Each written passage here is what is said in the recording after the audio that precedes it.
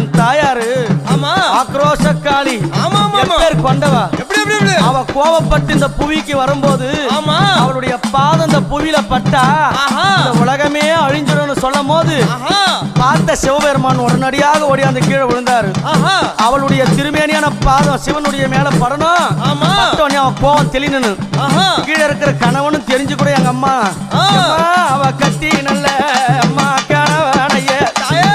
அவ கட்டிய கணவனைய அவ காலால மேதித்தவளா அவ கட்டிய அம்மா கணவனைய அவ காலால அம்மா மேதித்தவளா